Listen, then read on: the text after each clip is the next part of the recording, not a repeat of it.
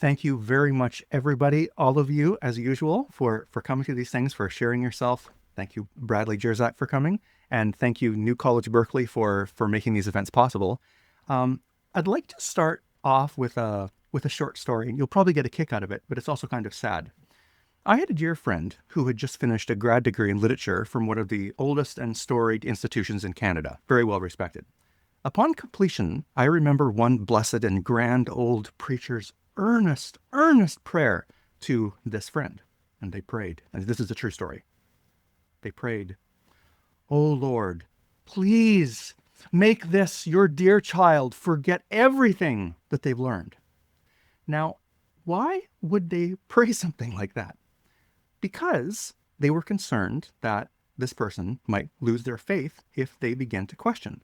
And in some Christian circles, this is a typical response. Don't shake the boat. Don't introduce doubt. Don't question the fundamentals, whatever those fundamentals happen to be. And yet, this is a seriously dangerous approach, as we know, and for a variety of reasons.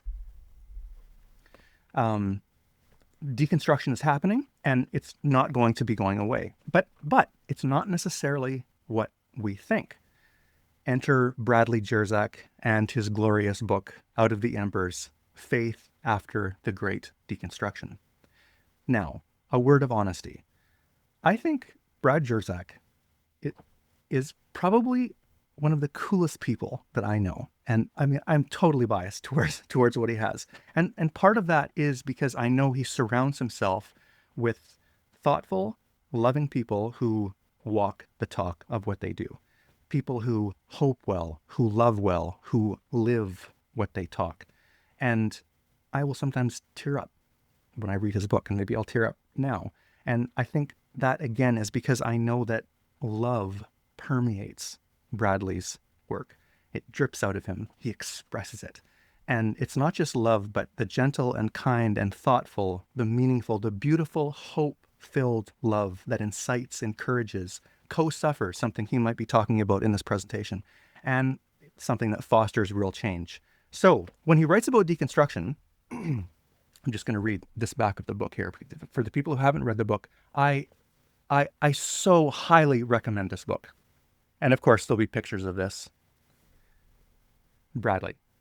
Deconstruction, trendy brand name for falling away from belief in God, or a process essential to authentic faith? Liberation or trauma? Prison break or exile? In Out of the Embers, Bradley explores the necessity, and this is a key word, the necessity, but along with the perils and possibilities of the Great Deconstruction. Will it sabotage our communication with God, or infuse it with the breath of life, the light and life of Christ himself? Jersak's heart is to engage and empathize with the bereft and disoriented, stroking the brittle ashes for live embers. In this quest into the resilient gospel of the martyrs, the marginalized, and those outside the threshold, inexplicably, life stirs. A light shines through the ashes.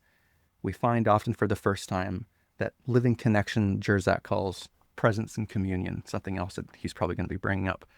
So thank you very much for being here. Thank you, Bradley.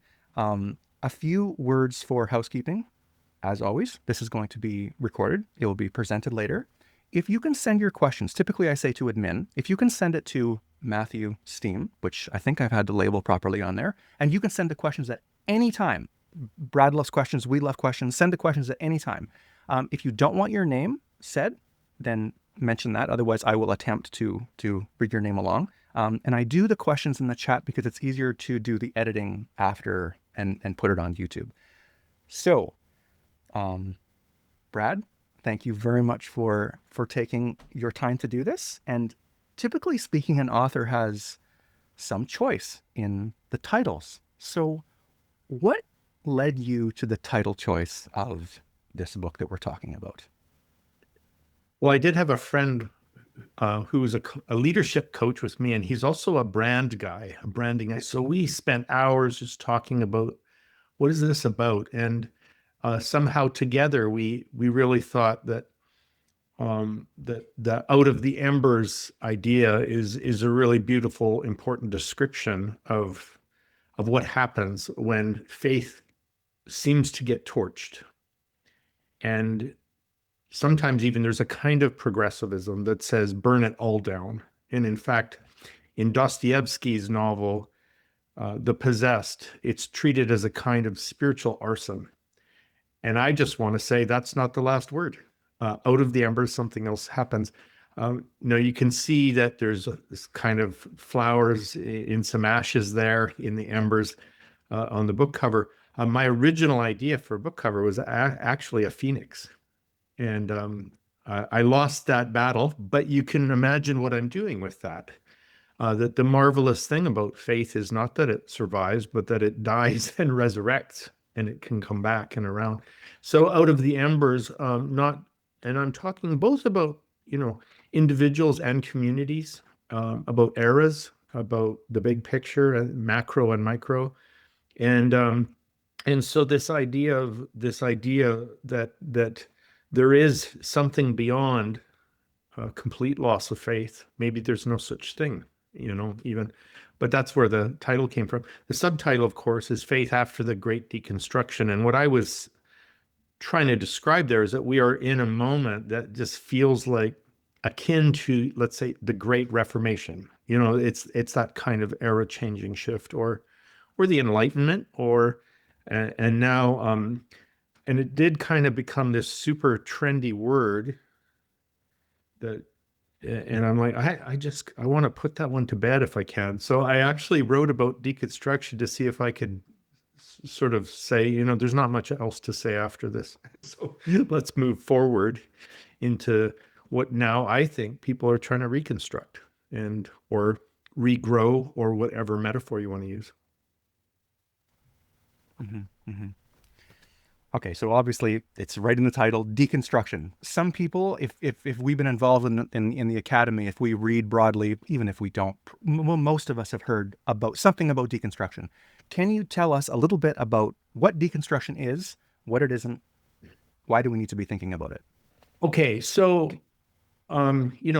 there is a history of the word deconstruction back in the 60s, and that era. Jacques Derrida used the term to talk about examining how power worms its way into words, almost like assumptions. So it's an examination of power, of words, and so on.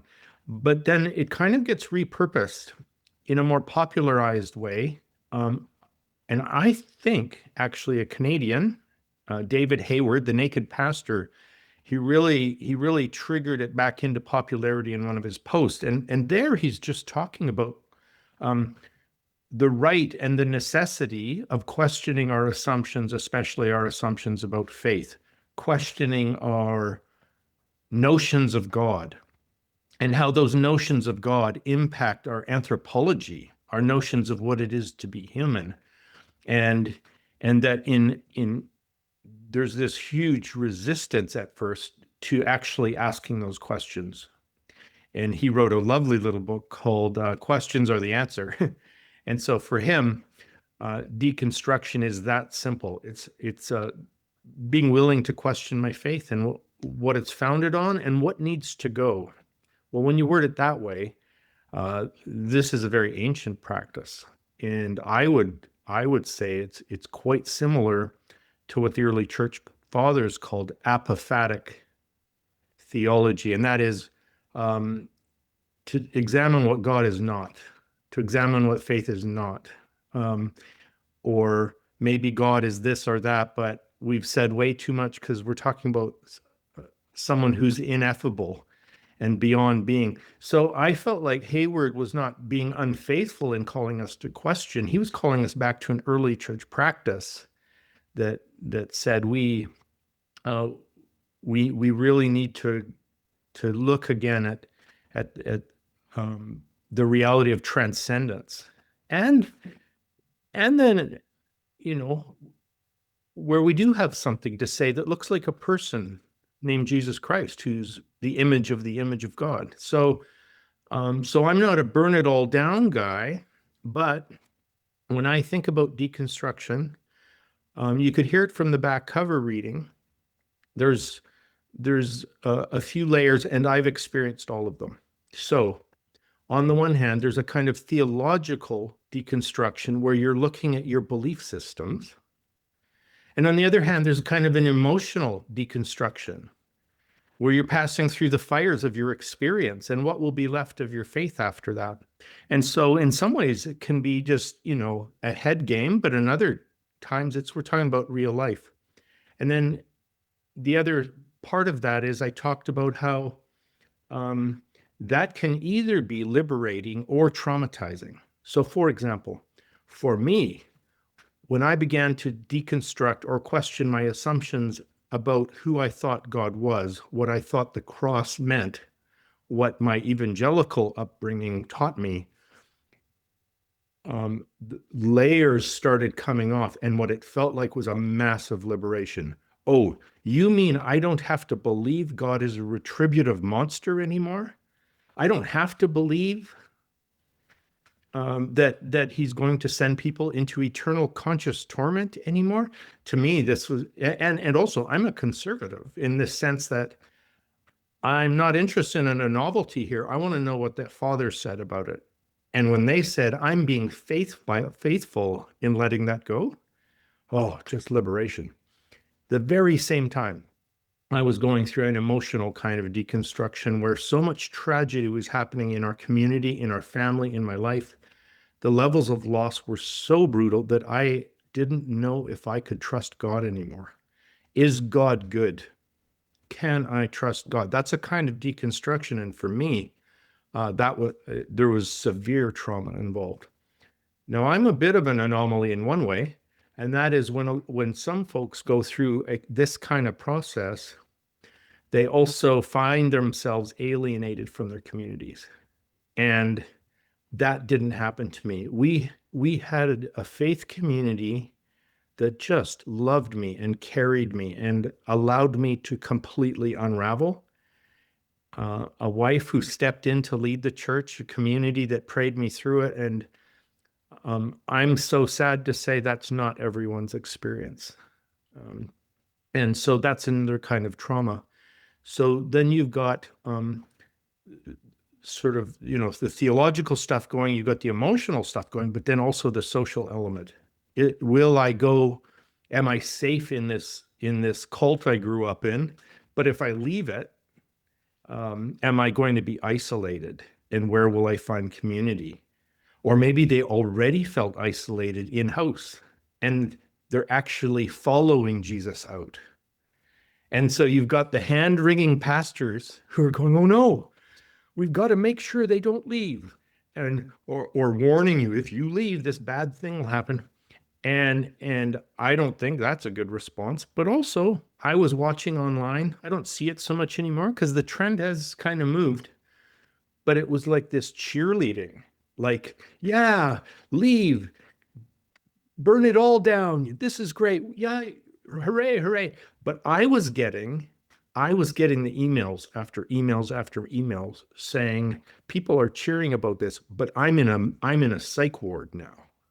So don't bring your pom-poms to me, that kind of thing. And that was a big part of my ministry in those years, working through deconstruction with people for whom it had become a life crisis. Well, I kind of went long there. What's on your mind, Matthew? Yeah, no. That was, and the another thing for the person who hasn't read the book, and again, it's super, super great. And it's the mixture between, and again, I'm biased, excuse me, but the academic to the personal, and then you include like the letters. And this is where maybe the emotionality for me gets, I mean, you're reading these letters and you're like, wow. And then your responses. And one of the things in terms of, yeah, this happy, clappy, like, wow, it's so good. And it's like, you're pointing out, this is the end of my world.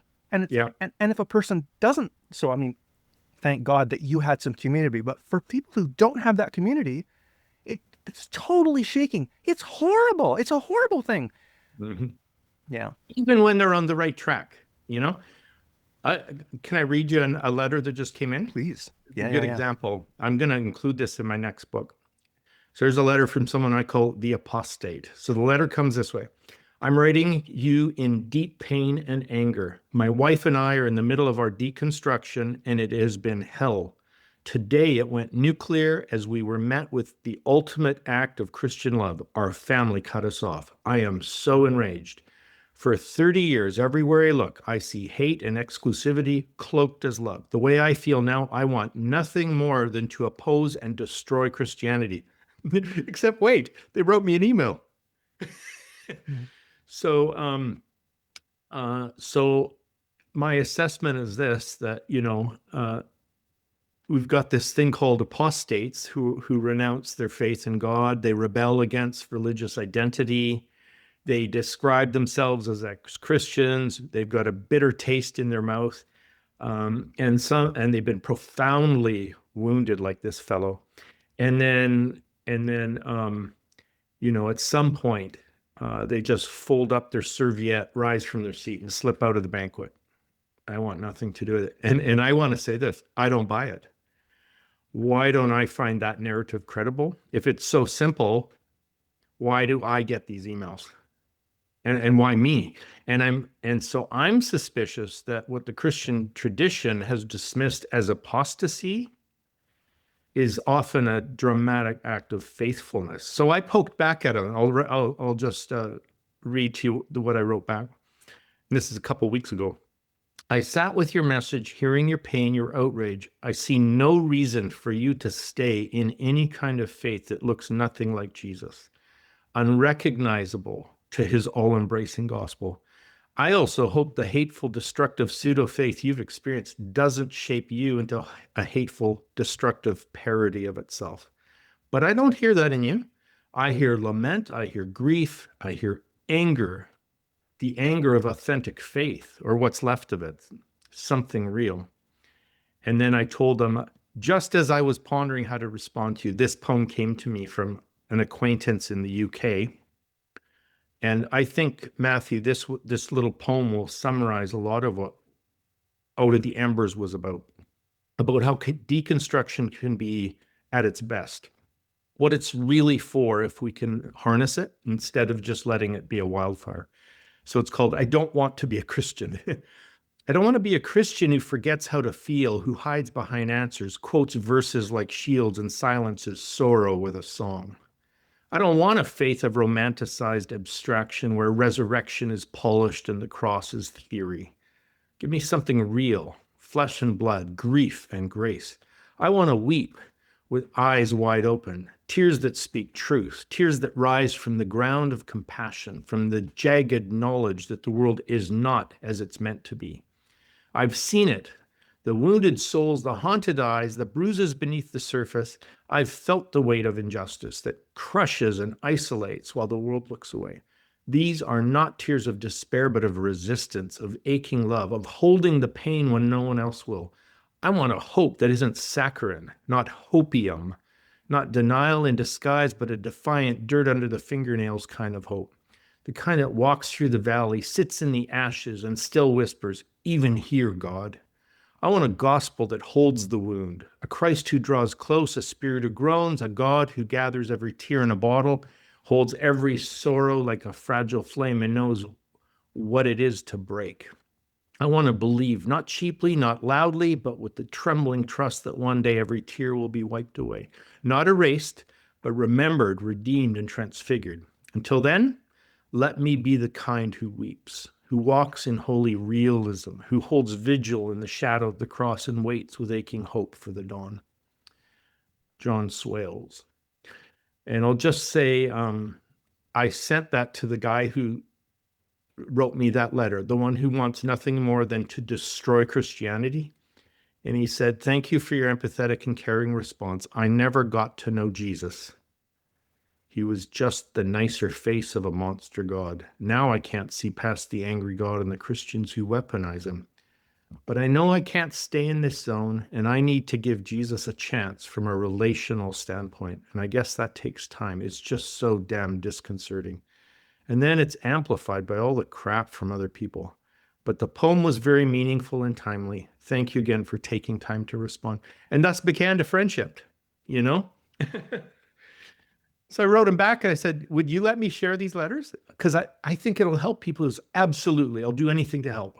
So, I mean, this is how it works. You know, when we do a little jujitsu or taekwondo or whatever it is that uses that energy, instead of resisting it, you flow with it. And you say that something holy is happening here, something sacred. So anyway, it's troubling, though, that he could be in church all his life and never know Jesus.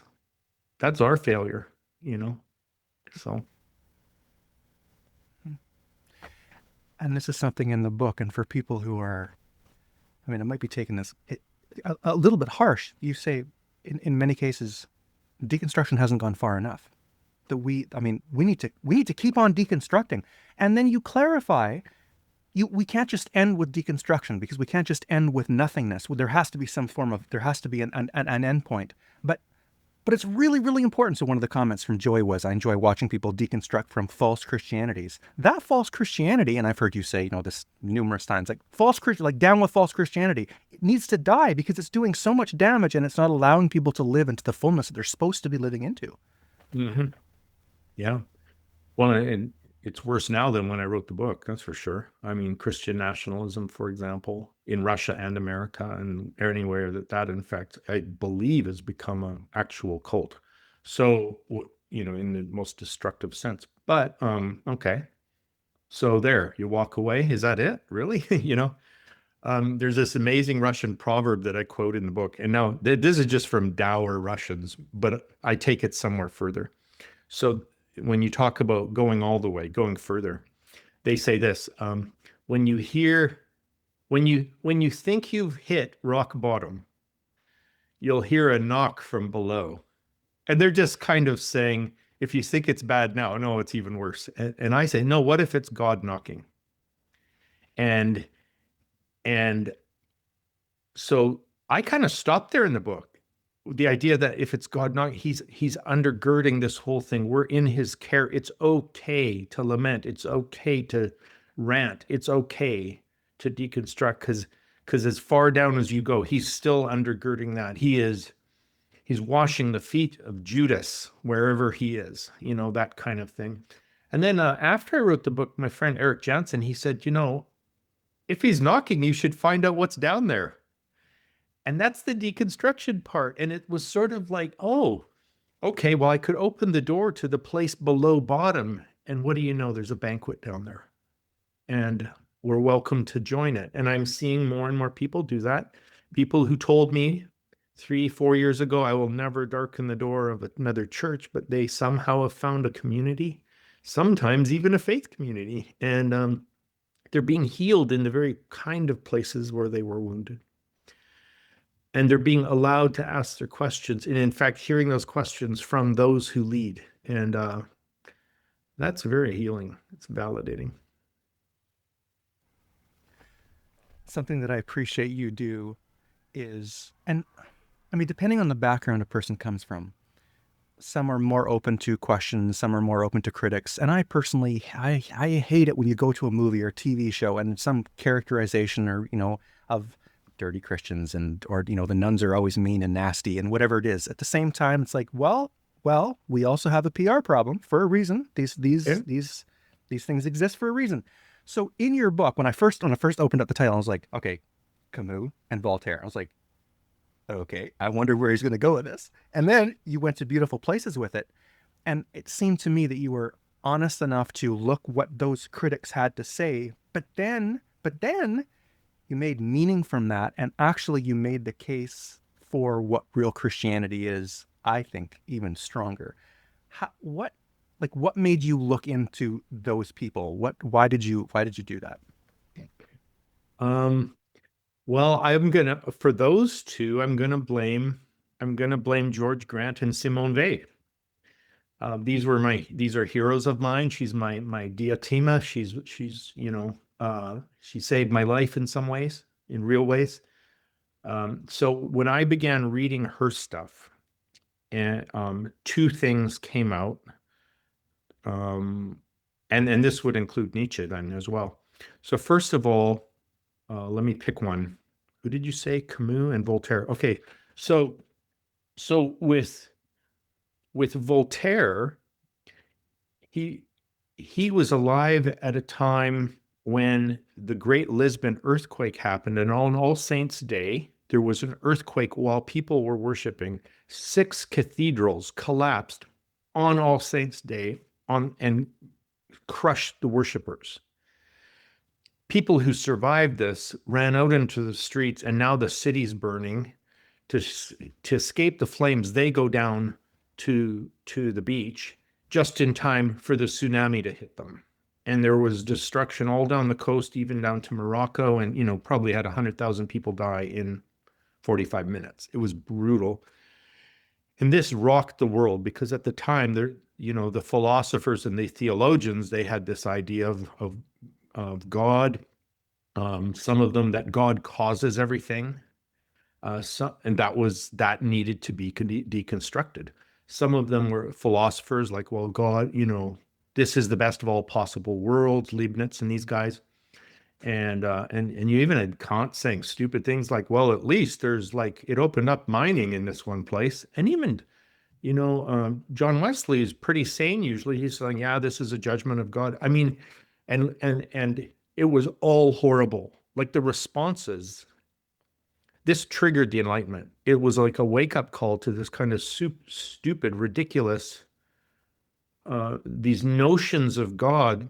And Voltaire writes this horrendous poem around Lisbon where he's saying, I am looking at piles of bodies of women and children, and if you're telling me God does that, he can go to hell, kind of thing. You got to read the actual poem though. And Vey picked up on that, and she's like, he's right. That earthquake destroyed a kind of Christianity that cannot survive the tragic, but then it's still hard to work out a theodicy. So she just does an anti-theodicy of the cross. So that's kind of where Voltaire came in for me. And I read Candide, which is a hilarious book, kind of mocking that, but he also goes after the progressives and saying, you guys are critiquing the religious people. You need to be critiqued, you know. So no one was safe from him. With Camus, I really took seriously his book, The Plague, and it examines a town, and it's wild. I had my students read this just a few months before the COVID shutdowns. And there's a priest in there who preaches 2 sermons, and I can tell from that Camus has been reading Vey. The first sermon is that old way of seeing God. The second sermon, he's channeling her. And then I found out when he went to receive his Nobel Prize, he spent 30 minutes meditating in a room she had lived in, and he said she was the only great spirit of our age, kind of thing. So Vey sent me to those 2 to really look at the problem of rationalizing evil, or the problem of evil, and the bottom line for all of them, Vey, George Grant, Voltaire, and Camus, is if you try to rationalize these problems with a theodicy, you will always end up calling God good or calling good evil. I mean, calling God evil or evil good. So you'd be calling God evil if you say he caused the earthquake in order to bring a revival or something stupid like that. But you can also end up calling evil good if you say, well, you know, this person who was raped, you know, God does everything for a reason. It's like, well, then he's a crappy teacher, you know, to hell with him. You know, so I think that kind of aggressive stuff, we need to pass through that, and our culture has. And will there be something left of faith after that? And we're discovering, amazingly, there is. So, you know, that was a long answer to an easy question. Sorry. Yeah, no. So you talk in the book and elsewhere, you talk about the importance of an understanding of co-suffering.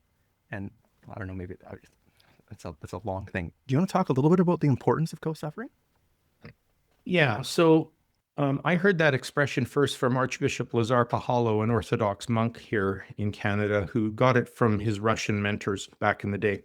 And co-suffering love. And so the idea there is co-suffering is that's literally what all these words mean etymologically: compassion, empathy, and sympathy. They all mean that. They calm, sim, that's witness, so co-suffering love. And so what the idea there, I think the importance as a my brand of Christianity, I call it patristic faith, is so there's so much we don't know of God. And shouldn't think we know of God, that God is the ground of being and beyond being, and you can't say much about him. But what we do know from a Christian point of view is that God has made himself known in Jesus Christ. And what does Jesus show us about God? He shows us, what he shows us about God is that God is love, just repeatedly in his life and his words, but it comes into clearest focus at the cross, where we get the content of that love. And I call it, in my book, a more Christ-like God. I would say God on the cross, we get the incarnation in clearest focus reveals that God is self-giving, radically forgiving, co-suffering love. And that's when you can see that, when that's what the cross comes to represent, rather than the satisfaction of an angry God or something like that, then you begin to see what Vey talks about in terms of the infinite distance between the goodness of God and the affliction of humanity. You cannot rationalize them together, but they intersect at the cross, where you see goodness and affliction meeting in that person. And out of his wounds, this kind of co-suffering love, solidarity, flows into the world in a way that is sort of the oil of gladness or healing or something, like, it's a healing. And that can just sound like another theodicy, except that was my experience. It can't be an explanation. It can be the place where when she says, when the pinchers of that contradiction, goodness and affliction, when they grab you and throw you down, and you look up at the cross and you go, oh, there's goodness, oh, there's affliction. And then my affliction binds me to that. That's the co-suffering love that begins to heal. So it's out of that I'm writing a lot of this stuff. And you don't, including with the letters, and you bringing up stories. So with Ellie, the Nazi, went to the death camp, not Frankel, Ellie Eli Wiesel, yeah. Thank you. And again, you're totally not afraid to question this huge amount of pain. And then, when you're writing about Dostoevsky and how he's thinking about things and working through things, this idea of, because so many people and Christians who have maybe who haven't been who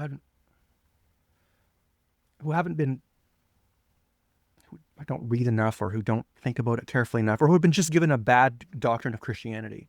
Mm-hmm. This idea of suffering, and the problem of the problem of pain, the problem of evil. That is something that was really, really, really meaningful in your book, how you work on that, and including yourself with that. The true Christianity does not get rid of, it doesn't whitewash pain, but that co-suffering thing is like, Jesus is there with us in that, and like, wow.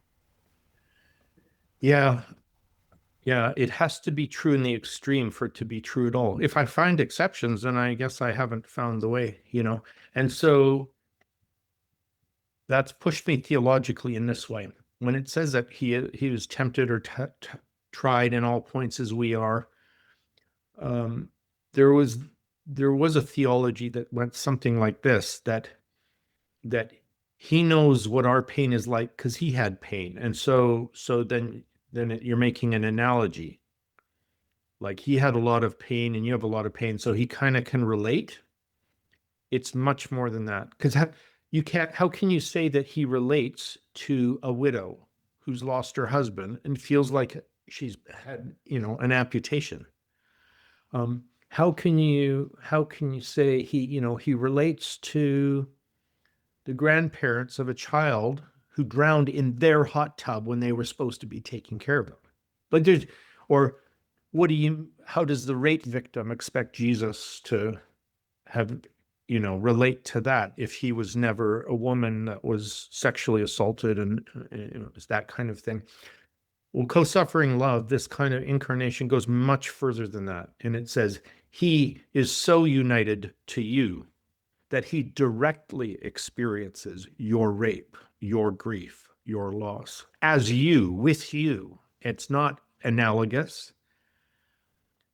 Your wounds are his wounds and vice versa.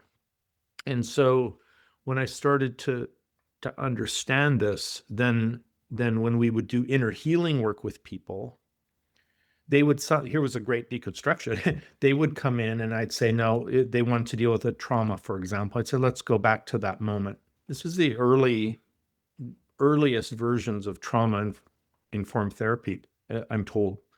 And they'd go, well, I'm there and this thing is happening to me. And where is Christ there?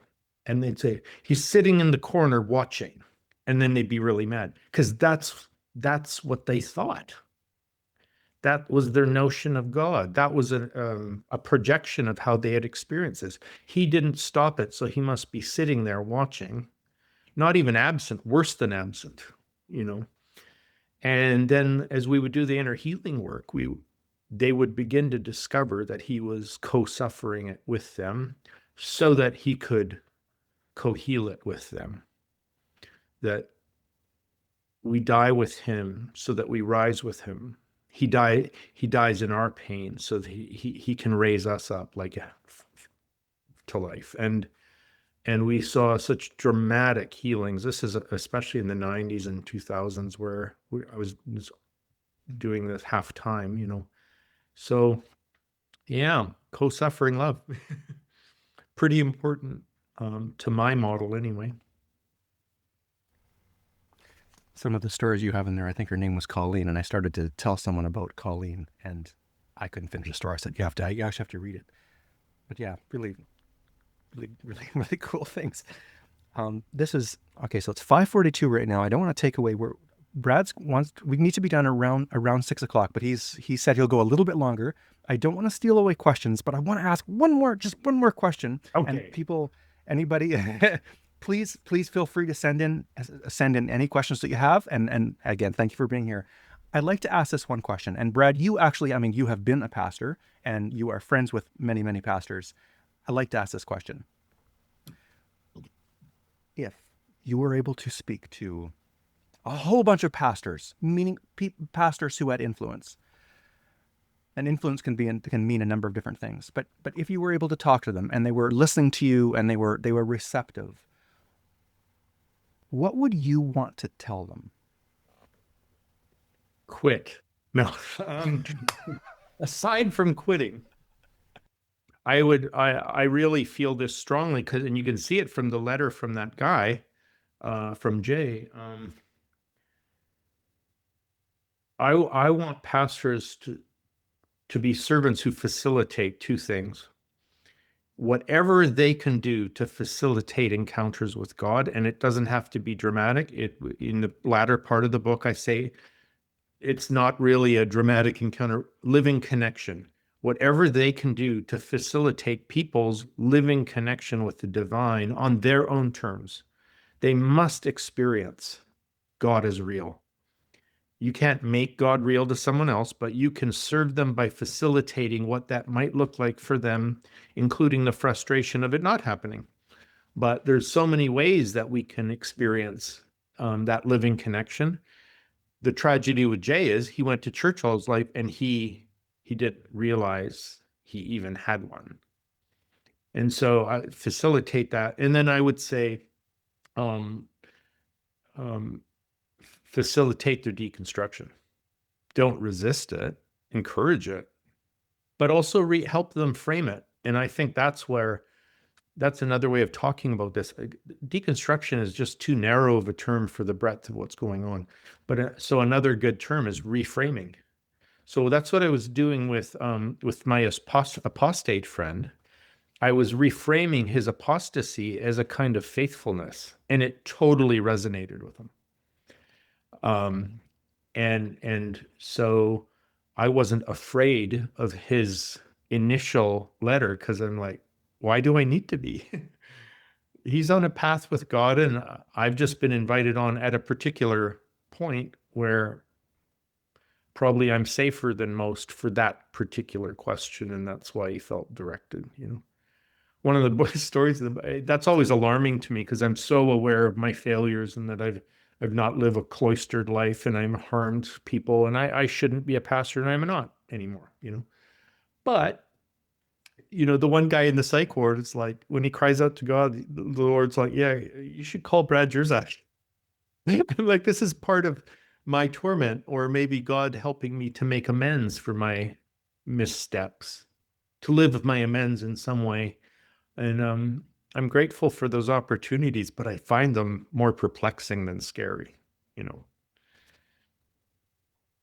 So there you go. Facilitate encounter or connection, and facilitate deconstruction in terms of get them to ask all their questions. There's not a single question you need to be afraid of. And not that pastors are parents, but you hear so many times. I mean, my parents' father especially, there was no questions that were off limit, and he would answer them wisely. And other friends who did not have that experience, they led a different life, and especially when it came to things with Christianity, philosophy, whatever it happens to be, politics, whatever it is. So I appreciate you saying that in terms of, and I mean, that's a heavy responsibility for a pastor to be able to say, ask any question you want, because there's some really tough questions. But it's less heavy if you are okay to say, I don't know. I say that a lot. Oh, that's easy. I don't know. And then I'll have them come back and say, you know, of all the things you ever said to me, the one thing that helped was when you said, I don't know. Because it meant I was allowed to not know, and I was okay. So, yeah. I wish they'd taken some more of the other stuff, but, you know, if I don't know is the best I can do, I'm happy to help.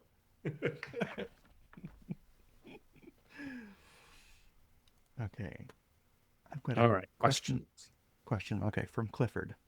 Excuse me.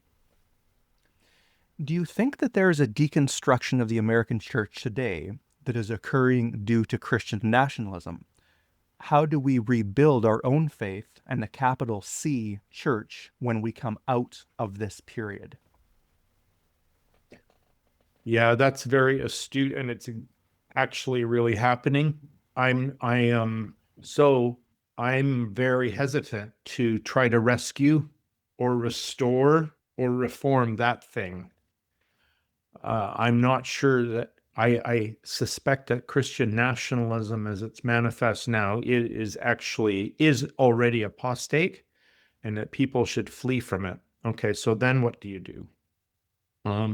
Well, I can tell you what we're doing. I'm now part of a small Episcopal church where wounded people who've come out of those kind of situations and have not attended church for 5 to 10 years are now saying, well, I could come and hear a few scriptures and have the Eucharist. And what happened was, when we started to do that, we got on a WhatsApp group, and suddenly we found out everybody in there cares so deeply that prayer is the primary function of that little community.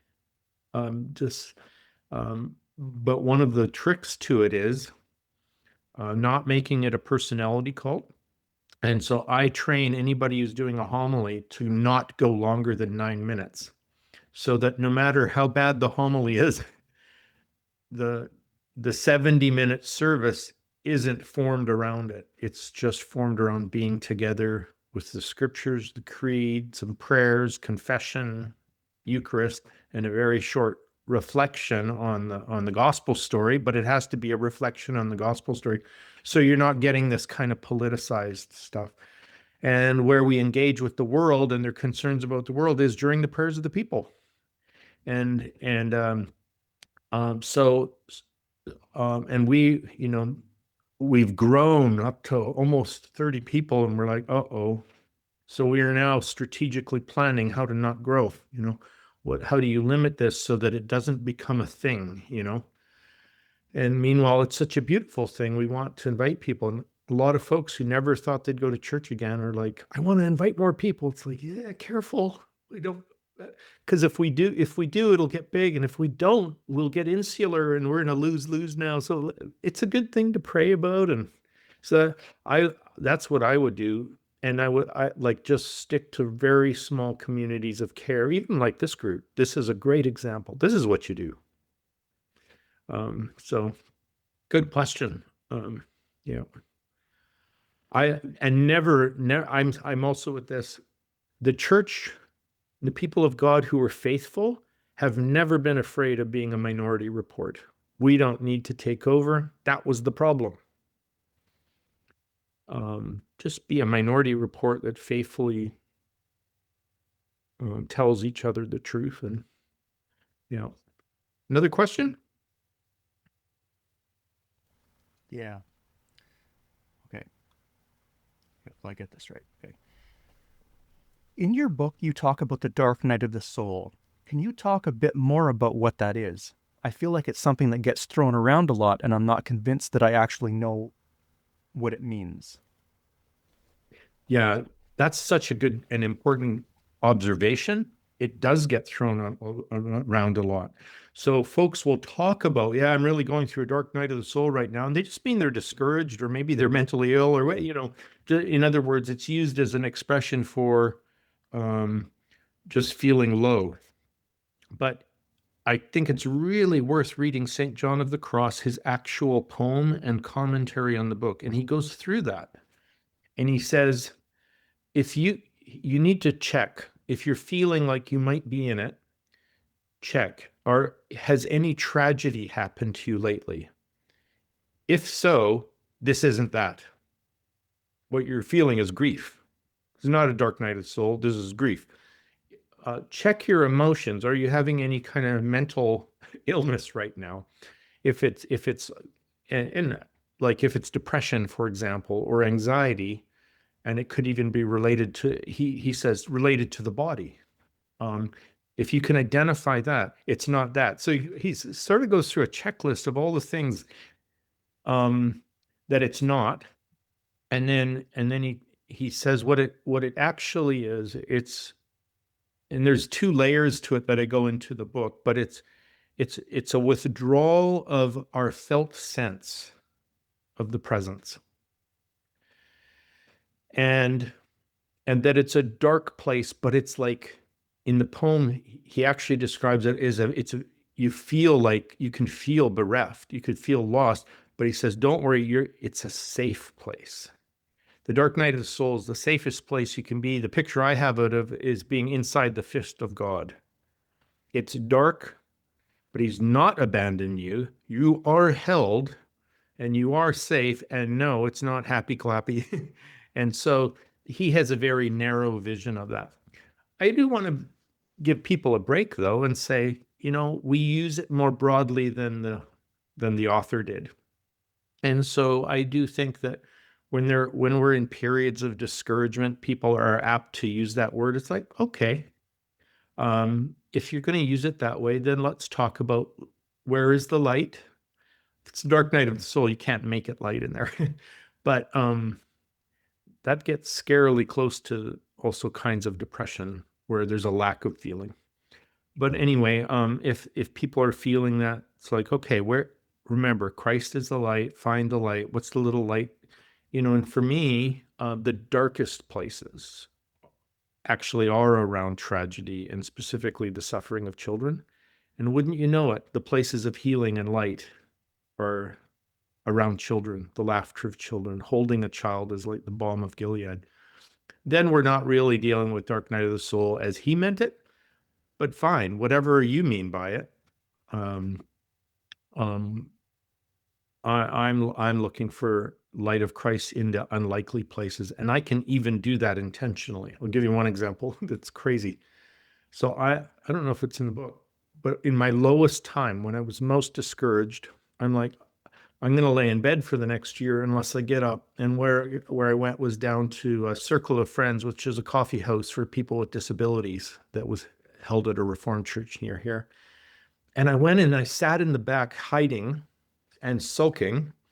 And this guy named Kit, one of the residents at a care home, he's up on the stage playing a bongo, and he sees me, and he came all the way down to the back. And he grabbed me by the arm as they're all singing and waving their flags and dancing and worshiping. And he dragged me up to the front row, and then he grabbed my head and he pulled it down to his heart, and he started stroking my hair. And I just bawled like a baby. And so that's an example of where in a dark time, I did have a hint of where I might find a little light, but I didn't expect a fireworks, but I got it anyway. So there it is. I look for that in the least of these, the vulnerable, people with disabilities, little children, all of that. You didn't ask that question, but I'm answering it anyway. So, you know. From Brian. Are there any other examples of historic deconstruction that you didn't have in the book? Maybe something you wanted to talk about, but was left on the editing room floor? Yes. In fact, literally so. So the book was already way over. And then I read Tolstoy's My Confession. And so I wrote a whole little book on what would have been meant to be a long chapter at the end of Out of the Embers, and the editor wouldn't let me do it. So, but it's a marvelous path of deconstruction that he took with a whole bunch of stages that I found really helpful. So what I did was, let me just see if it's online. So instead of just deleting that, I went and published a book on it. Let's see, Amazon Tolstoy. And yeah, there it is. Tolstoy, subtitle Soul Probes. And in it, there is my assessment of Tolstoy's deconstruction, which is just absolutely profound, but also that Ron Dart, let's see, Ron Dart wrote half of this, and so he did he analyzed the archetypal significance of 5 main characters from Tolstoy's War and Peace. So we combined those 2 articles. It's a self-published book just on Amazon if anyone's interested. There it is. Thanks. Yeah, Tolstoy. I unlike Ron, I don't love his long works, but the short stories and his nonfiction Kingdom of God, Sermon on the Mount, deconstruction stuff is very interesting. And it was interesting to me because he ultimately needed to leave the Orthodox Church because of the Christian nationalism. And I'm seeing the same thing now. And I at work in Moscow, and I'm like, wow, this is Antichrist. So Tolstoy thought.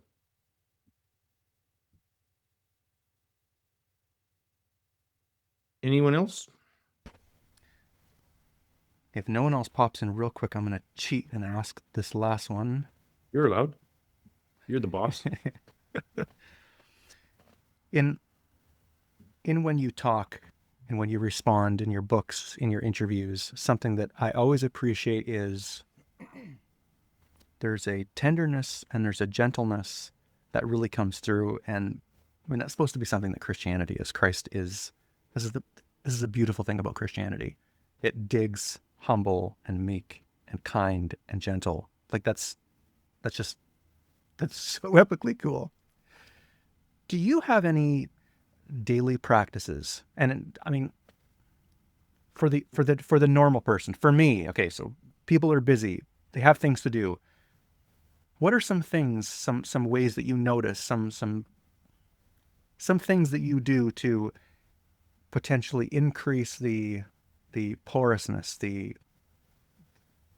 be more gentle in this world towards others? What are some things that you do or you would suggest? Yeah, that's a great question. So there's a few things I do. I mean, one everybody should do probably, and that is I pray the Beatitudes every day, probably for 12, 15 years now, which orients me to the day. It's really the Beatitudes are the death and resurrection of Christ transposed into the life of the daily discipleship, of the letting go and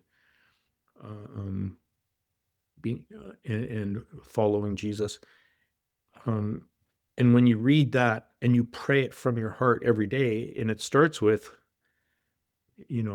blessed are the poor in spirit, blessed are those who mourn, blessed are the meek, blessed are those who hunger and thirst for justice, that blessed are the merciful. I mean, that's the first five.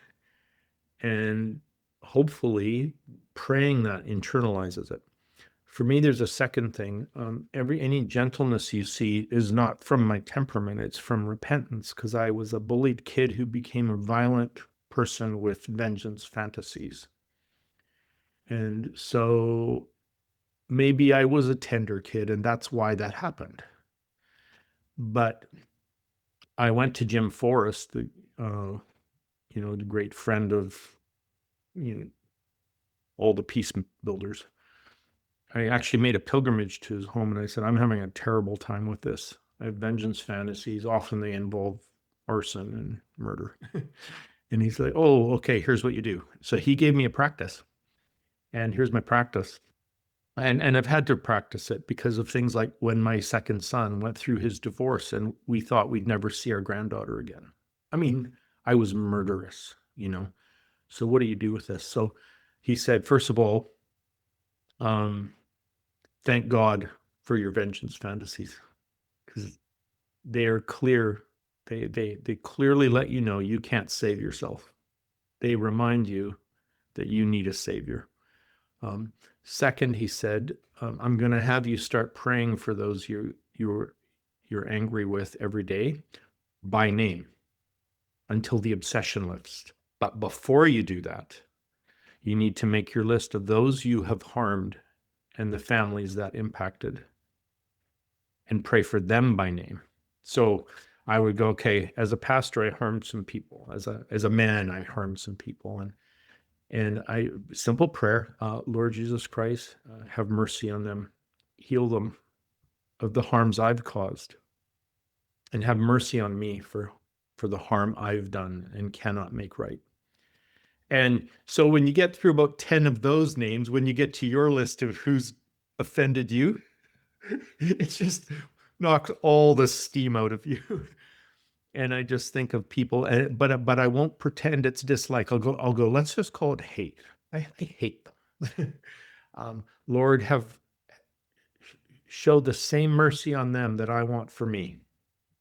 I'm going to leave them with you because I know I can't send them to the land of the law and expect to live in the land of grace myself. I can't ask him to use a hammer on them, but a feather on me. Whatever measure I judge them, I will be judged. So I'm like, I'd like a feather.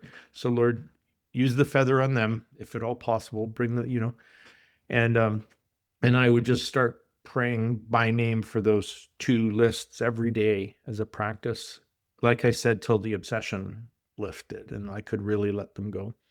And then for those that I've harmed, when I feel a lot of shame and regret, and I'm like, well, then I'm not done processing it. But I worked that long enough to realize, this is still very self-centered. And so I just, when I feel that shame or regret, instead I'll pray for them for their healing rather than that I'll be, feel better about myself or something. So when I in the midst of that, I've received a lot of mercy. My life goal now is simply to pay forward the mercy I've received. And that's what probably you're hearing and seeing.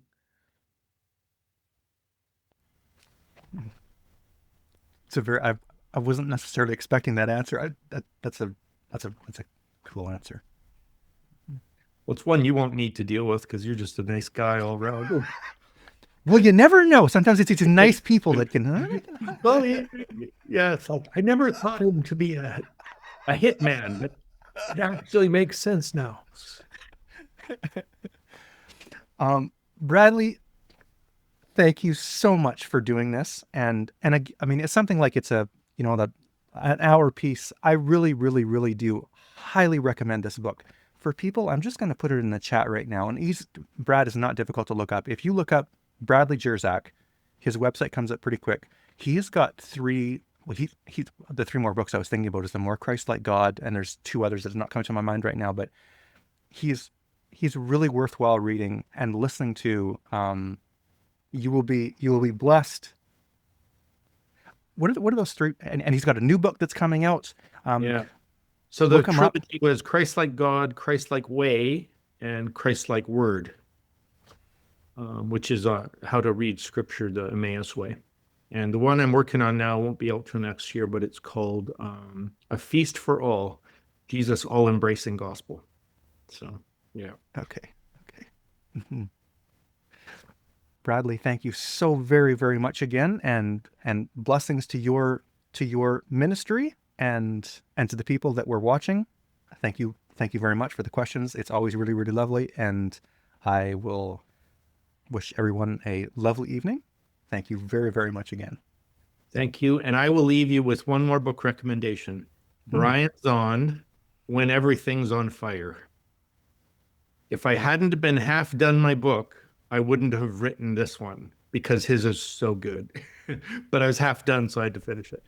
When Everything's on Fire. Enjoy. Thank you very, very much, everybody. Bless you. Bye-bye.